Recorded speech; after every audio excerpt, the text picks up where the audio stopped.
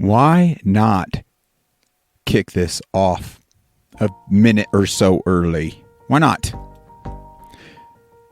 I want to thank everyone that has showed up for this episode already. Bless you. It seems as though you get it. It's together. We're going to create the proper momentum we need to ensure health and a better tomorrow. We must pick up the sword and fight. We are faced with war, my brothers and sisters, and we cannot continually sweep that under the rug. Now, don't get me wrong. I don't want to play my violin here for a bit, but it should put the emphasis on, and I'm going to be fighting to find my words today, so bear with me, because there's no rhyme or reason to this dang Lyme disease, and it's a bioweapon, and biowarfare is running rampant, and it's diminishing our light and our effectiveness, and even acknowledging the war tactics that are being waged on each and every one of us. So I'm not showing up to play my violin. I'm just trying to ramp up the sense of urgency. And I want to give a shout out to Lucas. Thank you for sending me this personal message, brother. It obviously resonates with me on such a personal level. Now, I didn't get permissions, so I'll keep anonymity to the messages that got sent to him that he forwarded to me. But this gentleman seems to be very much in the know. And he says, FYI, the Federal Reserve are overlords. Cut interest rates today. The last time when they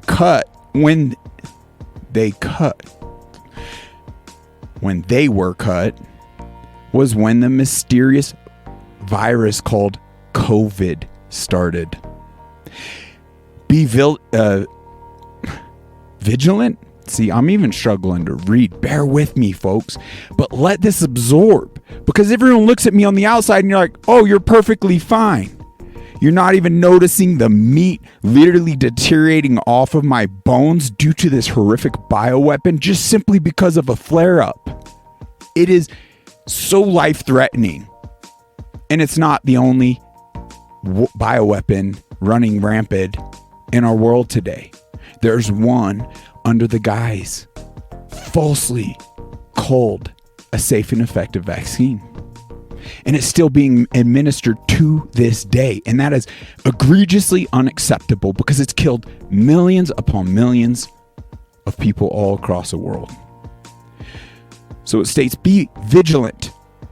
The next couple of months, it is not a black swan event. It has already been engineered to happen. On that point alone, how many more warnings do we need to put out to the people? I pray the masses wake up before it is too late. Even if it's too late as we speak, we could save a lot of souls. We could minimize the suffering and the negative impacts along the way. It is time to become the solution together. So this gentleman continued to speak out on his personal situation here a bit, so I'll keep anonymity. But he states, please pray for my wife. She just had another seizure, like episode while driving. She was able to get the car stopped, and my 9-year-old was able to get help. She's going to the ER by ambulance, and I am about to meet her there.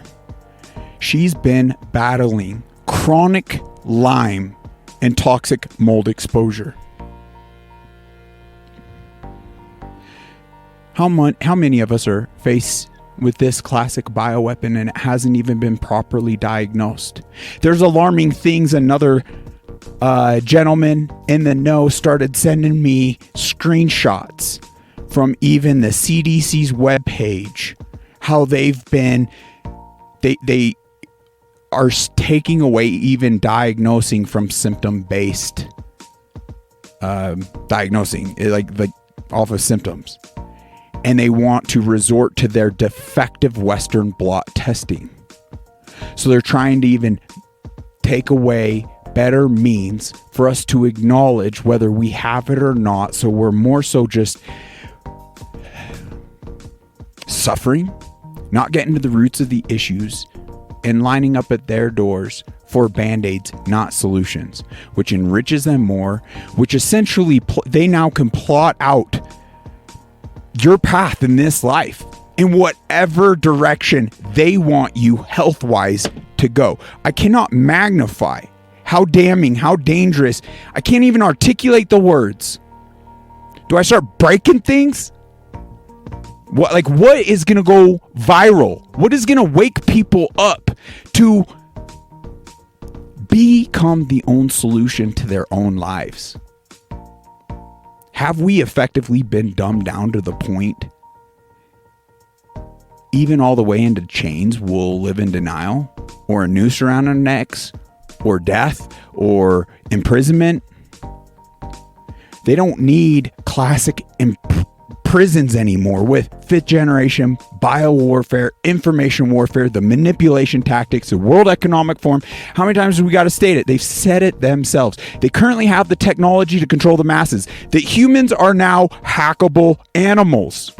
You could see discernment out the window, critical thinking out the window, God out the window. So many lost sheep, hacked effectively, actually supporting things to their own demise, not able to see past the wolf in sheep's clothing that's threatening their very existence.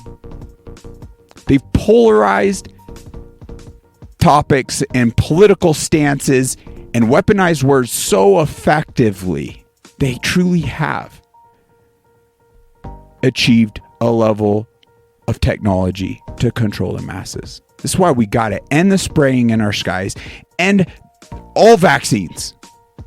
A full stop to all of them. And it's only until we rule out the corruption and get the proper data, not manipulated information, that we could start rolling things in, because we want outcomes that in fact lead to health and wellness. You could see the epidemics all around us. You can see how medical institutions were weaponized against we the people, not just during the pandemic, but to this day. And we got the stinking proof on the last episode with Alexis Lorenz. It is just that 100% proof. Let's go ahead up and pull up the screen here. Let's cancel this music. It's throwing me off. So here, well, there's a bit of an update. I went to her father's Facebook page. It's not much of an update. I mean, 13 hours ago, he stated, update, I am with Alexis now. The situation is very bad. But our nurse advocate, not associated with this hospital, Angela, and I believe she actually gets played in this clip here in a second, shared some medical protocols with the doctors here, and they are following the advice. Swelling is down ever so slightly. She is heavily sedated and in and out of sleep, in and out of consciousness. And then literally, it was 7 minutes ago. If I refresh the page, it might be 15 minutes ago. Update on Alexis Lorenz. Today has been highly difficult, but we are getting through it. Thank you all, and God bless. She's gained a lot of publicity, which is fan-freaking-tastic. It seems as though the hospital's phone lines, landlines have been overwhelmed. We need to even overwhelm them even more. They will not get away, and there will be lawsuits. With what she's already documented, yeah, it's not good. But it should be a wake-up call to us all. And we must question things. We must acknowledge how things have been weaponized against the actual health for us. How could we still be indoctrinated to a point? Bless this woman. I'm sure her heart was in the right place, but I recently talked to even a hospital worker that worked in the ICU, and she still to this day was heavily brainwashed. I mean, think about it. She's in an echo chamber. She needs more outside sources questioning all those protocols, all those narratives to pull her out of the manipulative environment she spent her career in, and blindly entrusting in the white lab coats or the educated doctors that have even seemingly achieved a higher status in this life. We are such easily manipulated individuals. It is healthy to question things, and it is unfortunate. It can be a hard reality to grasp. But the only finger pointing that could be done is on an individual level, once again, pointing at the reflection in a mirror. We have gotten complacent. We have gotten too chillaxed. We have been the checks and balances that we need so greatly in this country. And it's more than political solutions. Our very lives are at stake. And this is proof. Gosh. All right, let's actually restart that. I don't know if I can. Blood disorder she was recently diagnosed with, but the hospital allegedly refused to treat her unless she got the polio, meningitis, and pneumonia all at once. I'm sorry, we're going to re-kick that off. I don't think it started from the beginning. 23-year-old Alexis Lorenz went to UCI. 23-year-old. 23 years old. Irvine Medical Hospital seeking treatment for symptoms relating to a blood disorder she was recently diagnosed with, but the hospital allegedly refused to treat her unless she got the polio, meningitis, and pneumonia. See, they can't even say vaccine. So this is a big problem. That's a war tactic in and of itself. And every institution that is on the side of censorship is in the wrong side of history. We're idly sitting by and supporting those platforms, and we're not pushing our narratives and fighting it because they can't ban us all. They will be, and they should be demolished. They should tank. We haven't grasped that fast enough. And I mean, that's proof as to how diminished we are, how we're not actually accepting what the reality of the world around us and the war tactics that are going on. Because anybody in their right mind would not support those platforms. Now, we're on them trying to steal people, just like this very message, the very words coming out of my mouth right now, to help connect the dots in the sense of urgency that we will forever be manipulated if we stay on tyrannical platforms that limit our speech. Full stop. You can't argue that. Oh, well, I'm too resilient. I can see past. You will be manipulated. 100%. That's why the only thing I minimize my time. The only thing I utilize on tyrannical platforms is to steal people and get them on free speech platforms. And we got to learn to such a degree that if any of these start imposing tyrannical rule, we're done with them. We're done. We'll stand one up overnight and we'll jump ship instantly, realizing in doing so, even people living out their lives depending on their income, like content creators, it will only be a very small sacrifice that will lead to freedom. We got to be willing to make these sacrifices. So anyway, just wanted to point that out because this obviously probably went on Twitter or TikTok, and so we can't even say what they're calling vaccine as a bioweapon. Anyway, all at once, and within minutes her body began and what the heck is up with refusing treatment, mandating? That is infringing upon every line item from the Nuremberg Code right there. Those individuals that were behind administering that shot and not providing care to this woman, that's crimes against humanity. In fact, they, in my eyes, don't even deserve a jury because the evidence in and of itself, you're convicted, you're guilty. You infringed upon your very Hippocratic oath. You cannot force these things. We need full body autonomy, like choice, when it comes to anything medical. Are you kidding me?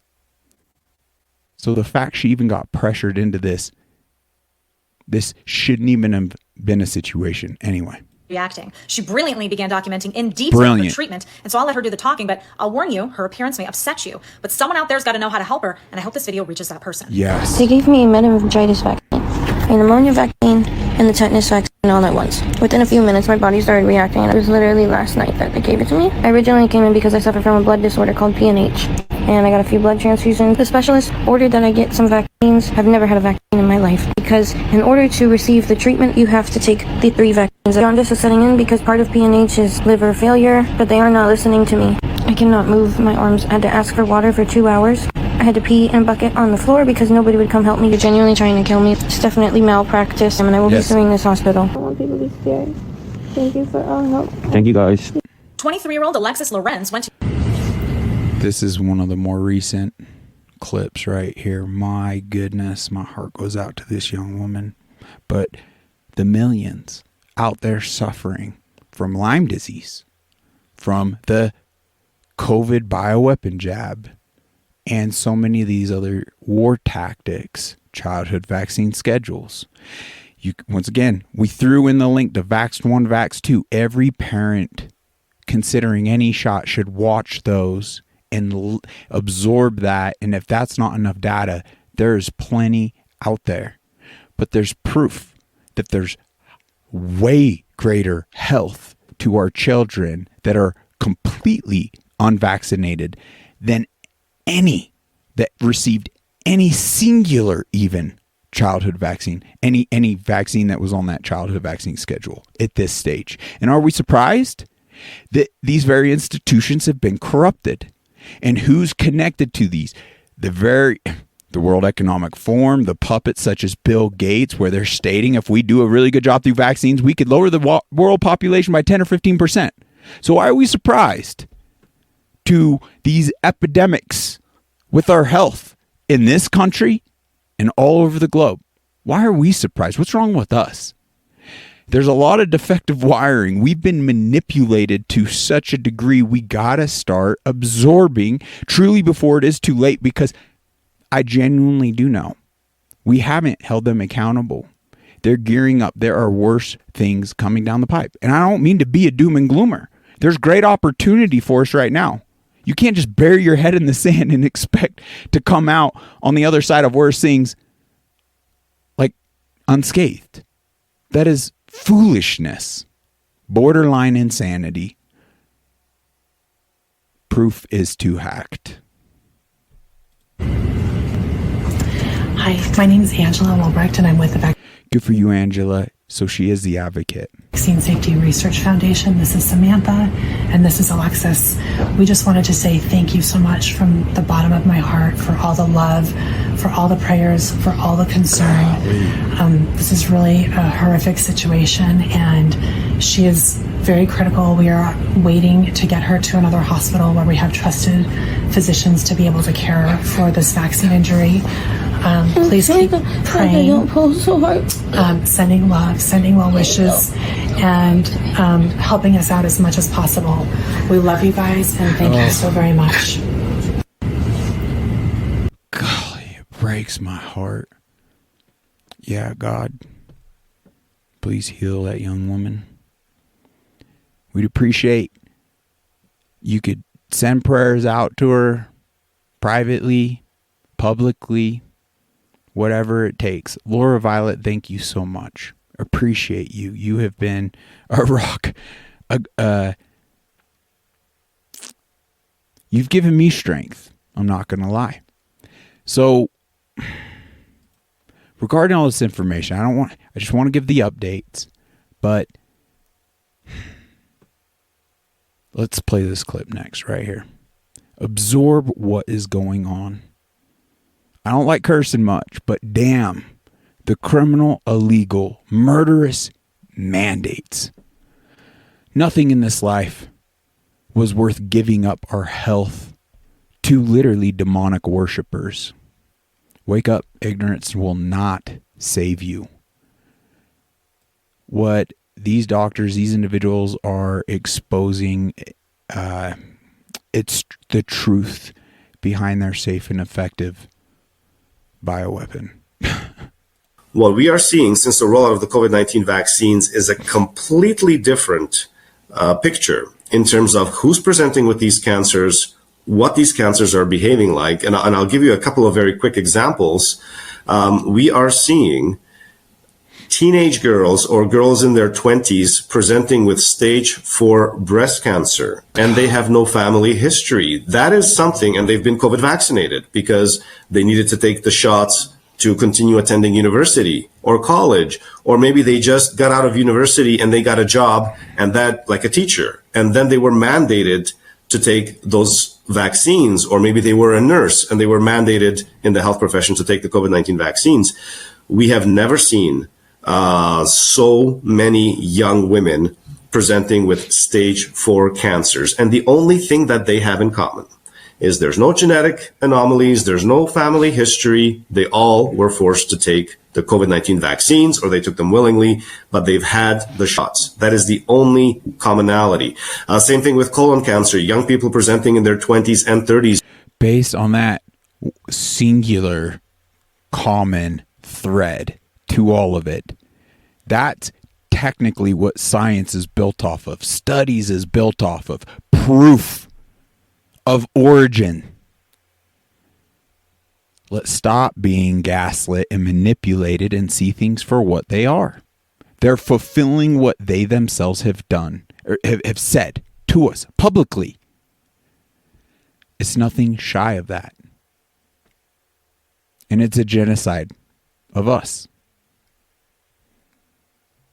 I do believe the warp speed was to get it out to a point the globalists weren't ready for it. They hadn't perfected their bioweapon quite perfectly yet, and it wasn't mass produced, so there was a lot of saline solutions that have gone out. Now that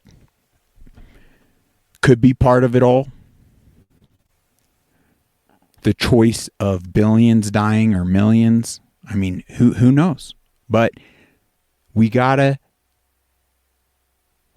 say things fully, truthfully. No more half-truths.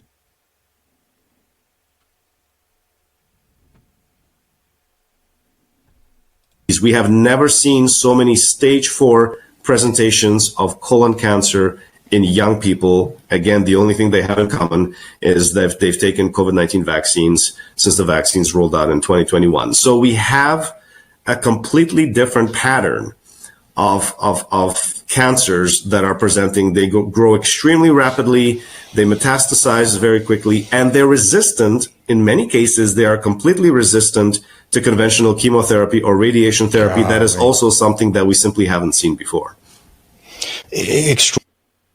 Well, we are. So, can we see it clearly?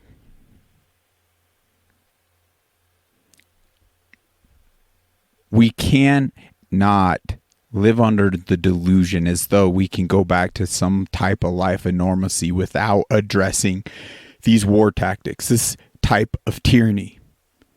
It isn't if, it's a guarantee if we don't properly address it and unify as a people to rule out the corruption. It's a guarantee worse things are coming. It's a guarantee. And I haven't seen, we could see it because it hasn't even been pulled off the shelves. So that tells us one thing right there, that not enough of us have united. Or not enough of us that have united have gotten passionate enough to shift this tide. So it's kind of still a one-way street of warfare. We're not, heck, it doesn't even seem like we got our defenses up properly, yet fighting back effectively. And God does call us to pick up the sword. We're not to allow evil to just run rampant and take away our God-given rights. God is all about free agency. The very COVID narrative infringed upon that. All these young ones he just talked about now dealing with stage 4 turbo cancers seemingly out of nowhere with no history within their families. But they're all COVID vaccinated. It's the one common denominator with it all. How much more information do we need to go over to where people effectively connect that dot? This right here, my friends, is an episode I'm going to play in its entirety. Now, I wished patients being they had the video, but it seems RFK's Junior's podcast seems to be just audio only at this stage, which is fine. You could give your eyes a break and just give it a listen. I've even figured out on Rumble, I don't think it's an easy feature, but you can actually turn off the screen to your phone and listen to the audio. It still keeps playing. That's something YouTube won't do because they don't want to detract your eyes from their commercial space. So they care more about money than they care about the viewers. So that's something pretty freaking awesome with Rumble. So anyway, the point is the discussion they have, a history of the U.S. military's role in bioweapons and Lyme disease.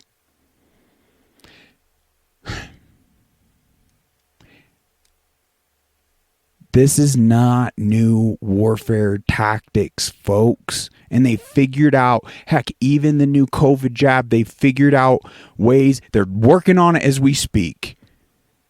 Having flying needles, aka mosquito insects, to administer it for them. They are integrating it into food products. I'm sure they're figuring out how to put it into the sky. Well, it's already been like mRNA and these weird nanoparticles literally picked out of the sky in some testing. Okay. I just don't believe that has become perfected to be an effective way of us absorbing it. It seems it's more so through the needle, but the way they've perfected it in certain food items, that might be, and the way they want to inject all our food products, beef, pig, chicken, everything. Anyway, but this episode, considering Alexis Loren's battle, let's jump over to Patty, I believe. I can only retain so much. But